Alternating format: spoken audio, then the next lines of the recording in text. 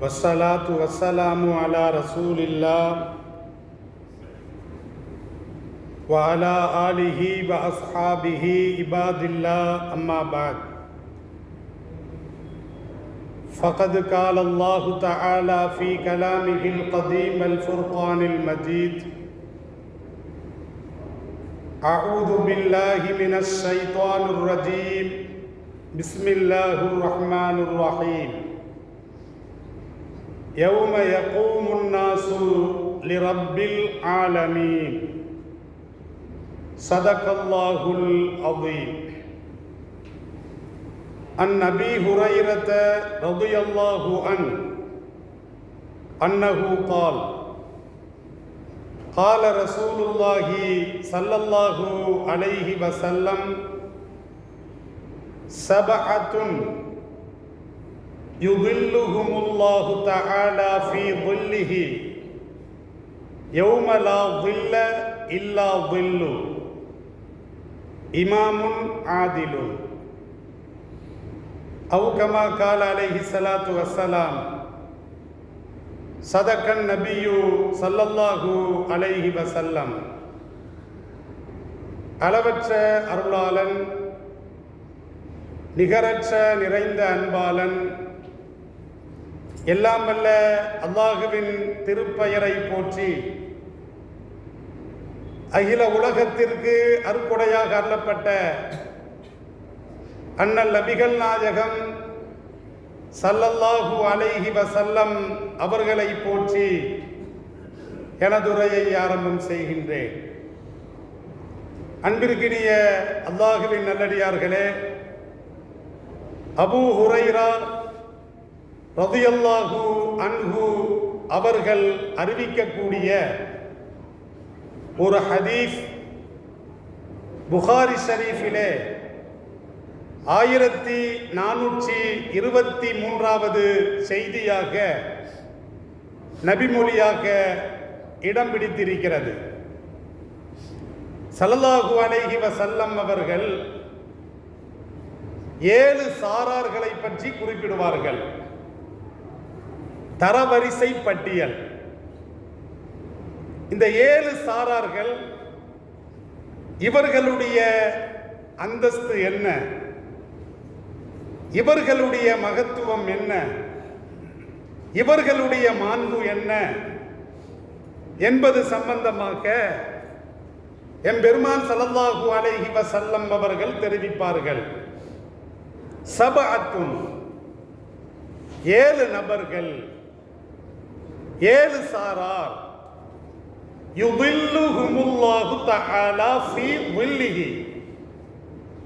அந்த 7 சாராருக்கும் எல்லாம் வல்ல அல்லாஹ் தமது நிழலில் அவர்களுக்கு நிழல் தருவான். யௌம லா ظில்ல இல்லா ظில்லு. நிழலே இல்லாத அந்த மறுமை நேரத்தில், அந்த மறுமை நாளில் இறைவனுடைய நிழலை தவிர வேறெந்த நிழலும் இல்லாத அந்த சமயத்தில் எல்லாம் வல்ல அல்லாஹ் தமது நிழலில் 7 சாராருக்கு நிழல் தருவான். கண்ணியமிக்கவர்களே, ஒரு கண்ணியமிக்க ஒரு மனிதர், ஒரு உயர்ந்த ஒரு தலைவர் வருகின்ற பொழுது அவருக்கு நாம் என்ன செய்கிறோம்? நாம் அவருக்கு குடை பிடிக்கிறோம், அவரை நாம் கண்ணியப்படுத்துகிறோம். இதே போன்று எல்லாம் வல்ல அல்லாஹ் 7 நபர்களை அவர்களுக்கு தமது நிழலை குடையாக அல்லாஹ் அமைத்து கொடுக்கிறார். அந்த 7 நபர்களுக்கு அல்லாஹ் கொடை பிடித்து வரவேற்கிறான், நிழல் கொடுத்து வரவேற்கிறான் என்று எம்பெருமான் ஸல்லல்லாஹு அலைஹி வஸல்லம் அவர்கள் சொல்லுவார்கள். கண்ணியமிக்கவர்களே, மறுமை நாளில் அதனுடைய காட்சிகள், கோர காட்சிகள் அமளி துமளிகள் எப்படி அகோரமாக இருக்கும், எப்படி பயங்கரமாக இருக்கும் என்பது சம்பந்தமாக எம்பெருமான் ஸல்லல்லாஹு அலைஹி வஸல்லம் அவர்கள் சொல்லுவார்கள். ஸல்லல்லாஹு அலைஹி வஸல்லம் அவர்கள் அறிவிக்கக்கூடிய ஒரு செய்தி முஸ்லிம் ஷரீஃபிலே பதிவு செய்யப்பட்டிருக்கிறது. ஸல்லல்லாஹு அலைஹி வஸல்லம் அவர்கள் சொல்லுவார்கள், மறுமை நாள் வருகின்ற பொழுது சூரியன் இருக்குதல்லவா, அந்த சூரியன் ஒரு மைலுக்கு அப்பால் மனிதர்களுக்கு மிகவும் நெருக்கத்திலே வரும். ஸல்லல்லாஹு அலைஹி வஸல்லம் அவர்கள் சொல்றாங்க.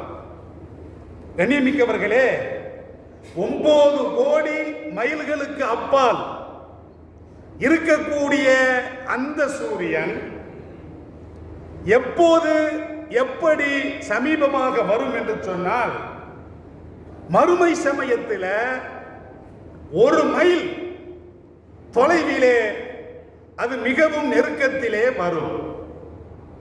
அப்ப அந்த சமயத்தில் நிழல் தேவைப்படுமா இல்லையா? வெயிலின் தாக்கம் கொடூரமாக இருக்கும். ஸல்லல்லாஹு அலைஹி வஸல்லம் அவர்கள் சொல்றாங்க, ஒரு மனுஷன் எந்த அளவுக்கு பாவம் செய்கிறானோ அந்த அளவுக்கு அந்த வெயிலின் தாக்கத்தை அவன் அடைவான். அதன் மூலமாக மனிதனுடைய மேனியிலிருந்து வியர்வை துளிகள் வழிந்தோடும் என்று எம்பெருமான் ஸல்லல்லாஹு அலைஹி வஸல்லம் அவர்கள் சொல்றாங்க. கோடை காலத்தில் 2 சட்டை 3 சட்டைகளை உடைகளை மாற்ற வேண்டியது இருக்கிறது. கடுமையான வெயில், வியர்வைகள் சுரைக்கின்ற பொழுது வியர்வையினுடைய துர்நாற்றத்திலிருந்து நாம் பாதுகாப்பு பெறுவதற்காக உடைகளை மாற்றிக்கொள்கிறோம், நறுமணங்களை பூசிக்கொள்கிறோம், ஏசி அறைகளை நாம் தேர்வு செய்து கொள்கிறோம். அந்த சமயத்தில் ஏசி இருக்குமா? அந்த சமயத்தில் நிழல் கிடைக்குமா? அல்லாஹ்வுடைய நிழல் கிடைக்கும். 7 சாராருக்கு எந்த அளவுக்கு என்று சொன்னால், எந்த அளவுக்கு பாவம் செஞ்சிருக்கிறானோ அந்த அளவுக்கு அந்த வெயிலின் தாக்கத்தை அந்த மனிதன் பெறுவான். சில மனிதர்கள் அவர்களுக்கு வியர்வை வழிந்தோடும். அந்த வியர்வை துளிகள் எந்த அளவுக்கு இருக்கும் என்று சொன்னால், கரண்டை கால் வரைக்கும் இருக்கும் சில பேருக்கு, சில பேருக்கு முட்டுக்கால் வரைக்கும் இருக்கும், சில பேருக்கு இடுப்பு வரைக்கும் இருக்கும், சில பேருக்கு நெஞ்சி வரைக்கும் இருக்கும், சில பேருக்கு தொண்டைக்குழி வரைக்கும் இருக்கும், சில பேருக்கு வாய் வரைக்கும் இருக்கும். வியர்வை துளிகள் வியர்வை ஆறாக ஓடும். எந்த அளவுக்கு பாவத்தை அவன் அதிகமாக செய்திருக்கிறானோ அந்த அளவுக்கு பாவத்தின் மூலமாக அந்த வியர்வையில் அவன் நனைவான், மூழ்குவான் என்று எம்பெருமான் ஸல்லல்லாஹு அலைஹி வஸல்லம் அவர்கள் சொல்றார். இன்னொரு ஹதீஸ் புகாரி ஷரீஃபிலே பதிவு செய்யப்பட்டிருக்கிறது. ஸல்லல்லாஹு அலைஹி வஸல்லம் அவர்கள் சொல்றாங்க, அந்த வியர்வை எந்த அளவுக்கு ஓடும் என்று சொன்னால் 70 முழங்கள் வரைக்கும் பூமிக்குள்ளாக இருக்கும். இப்ப நிலத்தடி நீர் நாம போர் போடுறோம், 5 அடியில் இருக்கு தண்ணி, அல்லது 20 அடியில் இருக்குது, அல்லது 50 அடியில் இருக்குது. ஆனால் மறுமை சமயத்தில் மனிதர்களுடைய அந்த வியர்வை துளிகள் எந்த அளவுக்கு ஓடும் என்று சொன்னால் ஆறாக ஓடும். அந்த வியர்வை துளிகள் பூமிக்கு அடியிலே 70 முழங்களாக இருக்கும். தோண்டனா வியர்வை துளிகள் பூமியில் இருந்து, அதனுடைய கீழ்ப்பகுதியில் இருந்து அதனுடைய நிலப்பகுதிக்கு வந்து எந்த அளவுக்கு பாவம் செஞ்சிருக்கிறானோ அந்த அளவுக்கு அந்த வியர்வை ஆறிலே அவன் மூழ்குவான் என்று எம்பெருமான் ஸல்லல்லாஹு அலைஹி வஸல்லம் அவர்கள் சொல்றான். அப்ப இப்படிப்பட்ட ஒரு கடுமையான ஒரு கோடை காலத்தில் அந்த நேரத்தில் அல்லாஹ் 7 பேருக்கு கொடை பிடிப்பான். அல்லாஹ் 7 பேருக்கு தனது அரிசினுடைய நிழலை தருவான். எம்பெருமான் ஸல்லல்லாஹு அலைஹி வஸல்லம் அவர்கள் சொல்றாங்க. முதல் தரைவரிசை பட்டியல், முதல்ல யாருக்கு இடம் இருக்கும் என்று சொன்னால் ஸல்லல்லாஹு அலைஹி வஸல்லம் அவர்கள் சொல்றாங்க, இமாமுன் ஆதிலுன், நீதமான இமாம், நீதமான அரசர். இந்த ஹதீஸ்ல ஸல்லல்லாஹு அலைஹி வஸல்லம் அவர்கள் 7 சாரார்களை குறிப்பிடுகிறார்கள். இந்த 7 பேருக்கு தான் அல்லாஹ்வுடைய நிழலில் இடம் கிடைக்குமா, மற்றவர்களுக்கும் இடம் கிடைக்குமா என்று சொன்னால் இந்த 7 இது சுருங்கி விடுவதல்ல. மற்ற சாராருக்கும் அல்லாஹ்வுடைய அந்த அரசுடைய நிழலில் இருக்கக்கூடிய பாக்கியம் கிடைக்கும். இருந்தாலும் கூட ஸல்லல்லாஹு அலைஹி வஸல்லம் அவர்கள் இந்த 7 சாராரை முக்கியப்படுத்தி சொல்லியிருக்கிறார். ஸல்லல்லாஹு அலைஹி வஸல்லம் அவர்கள் அந்த தரவரிசை பட்டியலை ஸல்லல்லாஹு அலைஹி வஸல்லம் அவர்கள் சொல்லுகின்ற பொழுது முதலிடம் யாருக்கு? இமாமுன் ஆதிலுன், நீதமான இமாமுக்குத்தான் முதலிடம். கண்ணியமிக்கவர்களே, ஏன் ஸல்லல்லாஹு அலைஹி வஸல்லம் அவர்கள் அந்த இமாமுக்கு முதலிடம் கொடுத்தார்கள்? மக்களை வழிநடத்தி செல்லக்கூடிய அந்த தலைவருக்கு ஸல்லல்லாஹு அலைஹி வஸல்லம் அவர்கள் ஏன் முதலிடம் கொடுத்தார்கள் என்று சொன்னால், இன்னல்லாஹ யஅமுரு பில் அத்லி வல் இஹ்சான், நிச்சயமாக அல்லாஹ் மார்க்கத்தை கொண்டு, ஷரியாவை கொண்டு நீதமான தீர்ப்பை வழங்கும்படி அல்லாஹ் ஏவுகிறார்.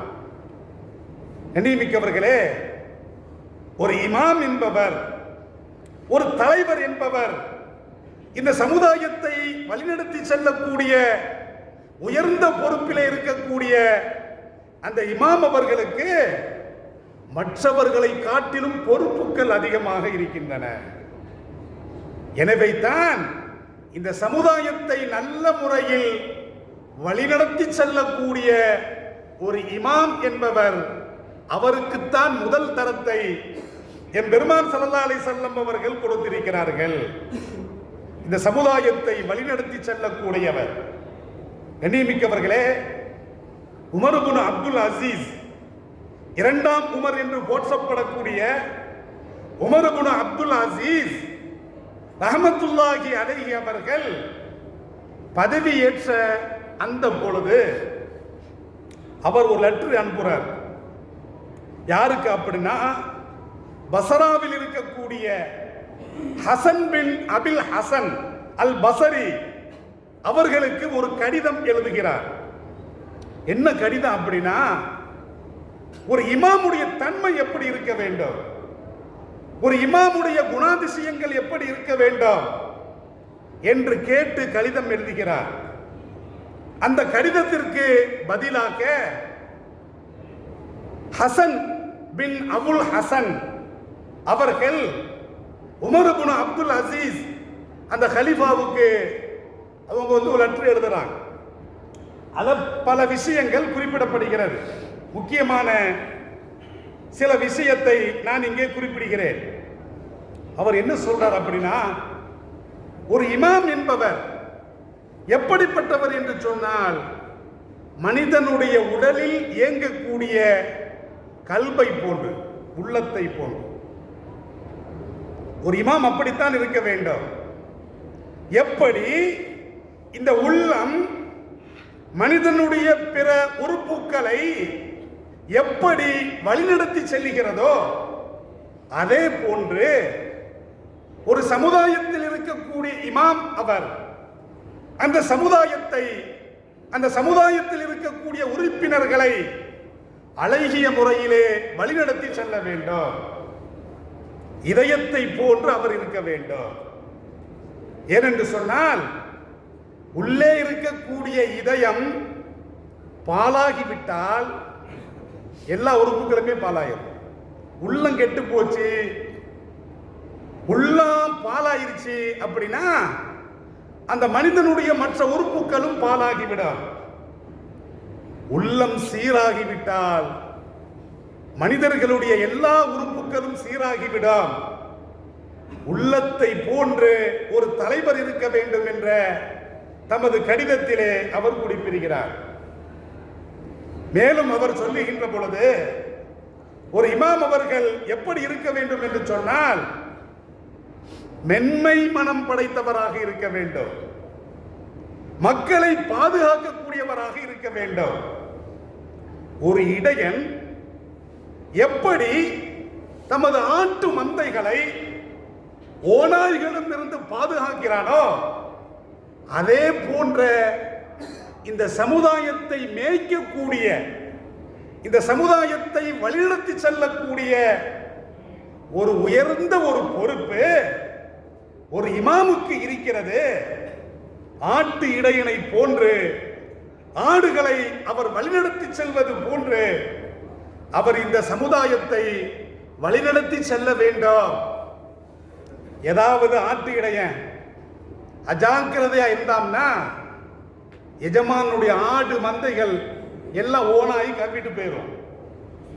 இதே போன்று ஒரு இமாம் இந்த சமுதாயத்தை உற்று நோக்காமல் இந்த சமுதாயத்தை அம்போ என்று போட்டு விட்டால், எல்லாம் ஓதிட்டு வெளிநாட்டுக்கு போயிட்டாங்க, இமாமத்துக்கு வரல, எல்லாம் ஓதிட்டு சம்பாதிக்க போயிட்டாங்க, இந்த சமுதாய பணிக்கு வரல அப்படின்னா என்ன கூத்தாகிவிடும் தெரியுமா? இந்த சமுதாயத்தை ஷைத்தான் என்ற அந்த ஓனாய் அவன் வழி நடத்த செல்லிடுவான். ஷைத்தான் அவன் தலைவர், அவன் இமாம் ஆயிடுவான். நமக்கு எந்த இமாம் தேவை? இந்த இமாம் தேவையா, ஷைத்தான் என்ற இமாம் தேவையா? அவன் உங்களை வழிநடத்தி சென்றால் அவன் அதல பாதாளத்திலே உங்களை தள்ளிவிடுவான். எனவே இமாம் அவர்கள் இப்படித்தான் இருக்க வேண்டும் என்று தமது கடிதத்திலே அவர் குறிப்பிடுகிறார். மேலும் ஒரு இமாம் எப்படி இருக்கணும் தெரியுமா? ஒரு தந்தையை போன்று இருக்க வேண்டும்.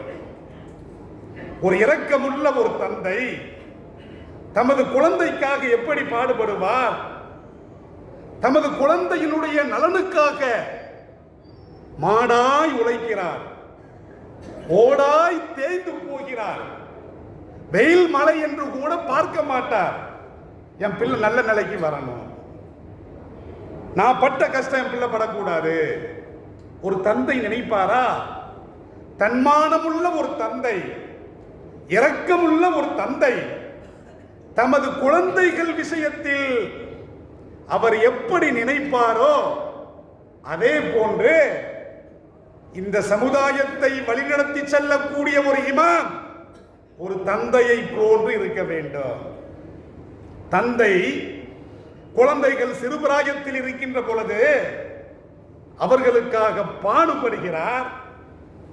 அந்த குழந்தை கொஞ்சம் விபரமாக வருகின்ற பொழுது தந்தை அவருக்கு கல்வி ஊட்டுகிறார். வாழ்க்கை முழுவதும் அவருக்காக உழைக்கிறார். தனக்கு பிறகு, தான் இறந்த பிறகு தனது சொத்தையும் சேர்த்து வைக்கிறார். எப்படி ஒரு தந்தை இருப்பாரோ அதே போன்று தான் ஒரு இமாம் என்பவர் இருக்க வேண்டும். இந்த சமுதாயத்தை வழிநடத்தி செல்ல வேண்டும். மேலும் அந்த கடிதத்திலே அவர் குறிப்பிடுகின்ற பொழுது இரக்கமுள்ள ஒரு தாயை போன்று ஒரு இமாம் இருக்க வேண்டும். அப்படி எப்படி குழந்தைகள் மீது இறக்கப்படுகிறது? 10 மாசம் சுமந்தாலா இல்லையா தாய்? 10 மாதம் ஒரு குழந்தையை, அது நமக்கு அந்த சுமை கடினமாக இருக்கிறது என்று கலைத்தாளா? கருவை கலைத்தாளா? அந்த கருவை கலைத்தால் நாம் இந்த உலகத்திற்கு வந்துவிட முடியுமா? கண்ணியமிக்கவர்களே, சிரமத்திற்கு மேல் சிரமம். ஒரு தாய் எந்த அளவுக்கு படுகிறாளோ அதே போன்று இந்த சமுதாயத்தை வைத்து இமாம்களுக்கு கஷ்டம் இருக்கும். இந்த சமுதாயம் நம்மளை கஷ்டப்படுது, இந்த மஹல்லாக்காரங்க நம்மளை கஷ்டப்படுத்தினாங்க, விட்டுட்டு ஓடிடலாம், கிடையாது. ஒரு சமுதாயத்தை வழிநடத்தி செல்லக்கூடியவர் தாய்க்கு நிகராக இருக்க வேண்டும், தாயின் பாசத்திற்கு நிகராக இருக்க வேண்டும். குழந்தைகளுக்காக வேண்டி தாய் எப்படி துடிக்கிறார். குழந்தைக்கு காய்ச்சல் வந்தா இவளுக்கு காய்ச்சல் வந்தது, குழந்தை அழுதால் இவள் அழுது விடுவார். இப்படித்தான் ஒரு இமாம் அவர் இருக்க வேண்டும். இடையில குழந்தை எந்திக்குது, தாயும் நெஞ்சு விடுவார். அப்ப தூக்கத்தை தியாகம் செய்கிறார். அந்த குழந்தை அமைதியா சந்தோஷமா இருந்தா இவ சந்தோஷமா இருக்கிறார். தமது ரத்தத்தை பாலாக அமுதூட்டுகிறார். அப்ப அந்த குழந்தையினுடைய நல்லது கெட்டது எல்லாத்துக்கும் ஒரு தாய் எப்படி பொறுப்பாக இருக்கிறாளோ அதே போன்று இமாம் இருக்க வேண்டும். கண்ணியமிக்கவர்களே, அப்போ ஒரு இமாமினுடைய குணாதிசயங்கள் இப்படி. அப்ப இப்படிப்பட்ட தன்மை உடையவர், இந்த சமுதாயத்தை வழிநடத்த செல்லக்கூடியவர் இமாமாக இருக்கின்ற காரணத்தினால் அல்லாஹ்வுடைய அர்ஷினுடைய அந்த நிழலில் முதல் தரநிலை யாரு? இமாமுன் ஆதிலுன், நீதமான அரசன் அல்ல நீதமான தலைவன் அல்லது நீதமான வழிகாட்டி என்று என் பெருமான் ஸல்லல்லாஹு அலைஹி வஸல்லம் அவர்கள் சொல்றாங்க. ஸல்லல்லாஹு அலைஹி வஸல்லம் அவர்கள் சொல்லுகின்ற பொழுது 3 சாரார் சொர்க்கத்தை சார்ந்தவர்கள் என்று ஸல்லல்லாஹு அலைஹி வஸல்லம் சொல்றாங்க. அதுல ஒருத்தர் யார் தெரியுமா? சுல்தானுன் முக்ஸித்துன், நீதமான தலைவன், நீதமான ஒரு இமாம், அவர் சொர்க்கத்திற்கு சொந்தக்காரர் என்று என் பெருமான் ஸல்லல்லாஹு அலைஹி வஸல்லம் அவர்கள் சொல்றாங்க. இன்னொரு ஹதீஸில் ஸல்லல்லாஹு அலைஹி வஸல்லம் அவர்கள் பதிவு செய்கின்ற பொழுது மூவருடைய துஆ மறுக்கப்படாது என்று என் பெருமான் ஸல்லல்லாஹு அலைஹி வஸல்லம் அவர்கள் சொல்றாங்க. அதுல ஒருத்தர் யாரு தெரியுமா? வல் இமாமுல் முக்ஸித்து, நீதமான இமாம். அந்த இமாம் அவர் துஆ செய்தால் மறுக்கப்படாது என்று என் பெருமான் ஸல்லல்லாஹு அலைஹி வஸல்லம் அவர்கள் சொல்றாங்க. அப்ப அல்லாஹ்வுடைய அர்ஷினுடைய அந்த நிழலில் முதலாக இடம் பிடிக்கக்கூடிய உயர்ந்த அந்தஸ்து இமாமுன் ஆதிலுன் என்று என் பெருமான் ஸல்லல்லாஹு அலைஹி வஸல்லம் அவர்கள் சொல்றாங்க. 2ஆம் படித்தரம், 2வது தரவரிசை, அந்த பட்டியலை என் பெருமான் ஸல்லல்லாஹு அலைஹி வஸல்லம் அவர்கள் வெளியிடுகின்ற பொழுது ஸல்லல்லாஹு அலைஹி வஸல்லம் அவர்கள் 2ஆம் தரம் அரசுடைய நிழலில் கொடுத்து வச்சிருக்கணும். 2ஆம் படித்தரம், 2வது தரநிலை யாருக்கு அப்படின்னா வஸாபுன், இளைஞருக்கு, நஸஅஃபி இபாதத்தில்லாஹ், தமது வாலிபத்தை இறைவணக்கத்தில் கழித்த அந்த வாலிபருக்கு 2ஆம் படித்தரம். கண்ணியமிக்கவர்களை சிரித்து பாருங்கள். ஸல்லல்லாஹு அலைஹி வஸல்லம் அவர்கள் வாலிபருக்கு ஏன் 2ஆம் படித்தரத்தை கொடுத்தார்கள்? எத்தனையோ சாரார் இருக்கிறாங்க, கல்விமான்கள் இருக்கிறாங்க, உயர்ந்த அந்தஸ்தில் உள்ளவர்கள் இருக்கிறாங்க. அல்லாஹ்வுடைய அர்ஷுடைய நிழலில் 2ஆம் தர நிலை, 2வது இடம் பிடிப்போ. அதாவது அல்லாஹ் கொடை பிடிக்கிறான், சின்ன கவுண்டர் மாதிரி. யாருக்கு கொடை பிடிக்கிறான்? 2வது இளைஞர்களுக்கு கொடை பிடிக்கிறான். அப்படின்னா தனது நிழலை தருகிறான். யாருக்கு? இளைஞருக்கு. ஸல்லல்லாஹு அலைஹி வஸல்லம் அவர்கள் ஏன் இளைஞர் என்று குறிப்பிட வேண்டும்? சில பேர் பார்க்கிறோம், ஹஜ்ஜிக்கு போகலையா, ரிட்டையர்ட் ஆகிக்கலாம். உம்ராவுக்கு போகலையா, ரிட்டையர்ட் ஆகிக்கலாம். தொலை வரலையா, ரிட்டையர்ட் ஆகிக்கலாம். சில பேர் காலங்கள் அப்படித்தான் கழிகிறது. எல்லாம் ரிட்டையர்மெண்ட்டுக்கு பிறகுதான் இறைவணக்கத்தில் ஈடுபடுறான், விழுந்து விழுந்து ஈடுபடுறான். அது சிறப்பு கிடையாது. வாலிபத்தில் இறைவணக்கத்தில் கழிப்பது ஏனென்று சொன்னால் அந்த இளங்கன்று பயம் அறியாது. இளமை என்பது காமத்தின் உச்சகட்டத்தில் இருக்கும், ஒரு லெவல்ல இருக்காது. அப்ப இளைஞர் பருவம் என்பது பாவத்தை செய்ய துணியும், எதையும் தாங்கும் இதயம். பார்த்துக்கலாம், இந்த கொலைலாம் ஏன் நடக்குது? 5 பேர் சேர்ந்தோம்னா கொலை செஞ்சிருவான். அப்ப அந்த இளைஞன் அப்படி வழிநடத்தப்பட்டிருக்கிறான், தவறான பாதையில் செல்லுகிறான், விபச்சாரத்தின் பக்கம் செல்லுகிறான், திருட்டின் பக்கம் செல்லுகின்றான், ஹராமின் பக்கம் செல்லுகின்றான். இவன் ரூட் இந்த ரூட்ல இருக்குது. பெற்றோர்கள் இந்த ரூட்ல திருப்பி விட்டீங்கன்னா வாலிப பருவத்திலே இறைவணக்கம் அவர் புரிந்தால், அல்லாஹ் குர்ஆன்ல சொல்றான், இன்ன ஸலாத்த தன்ஹா அனில் ஃபஹ்ஷாயி வல் முன்கர். நிச்சயமாக தொழுகை என்ற இறைவணக்கம் மானக்கேடான காரியங்களை விட்டால், அருவருக்கத்தக்க காரியங்களை விட்டால் ஒரு மனிதனை தடுக்கிறது. பாவத்திலிருந்து தடுக்கக்கூடிய அம்சம் எதுக்கு இருக்குது? தொழுகைக்கு இருக்கிறது, இறைவணக்கத்திற்கு இருக்கிறது. அந்த இளமை பருவம் என்பது பாவம் செய்யக்கூடிய ஒரு பருவம். அதை அப்படியே மடைமாற்றி இறைவணக்கத்தின் பக்கம் நீங்கள் திருப்பிவிட்டால் அந்த இளைஞன் தமது வாலிபத்தை இஸ்லாத்திற்காக, மார்க்கத்திற்காக அவன் அர்ப்பணிக்கின்ற பொழுது அவன் சிறந்தவனாக ஆகின்றான். அவனுக்கு 2ஆம் படித்தரம் என்று என் பெருமான் ஸல்லல்லாஹு அலைஹி வஸல்லம் அவர்கள் சொல்லுவார்கள்.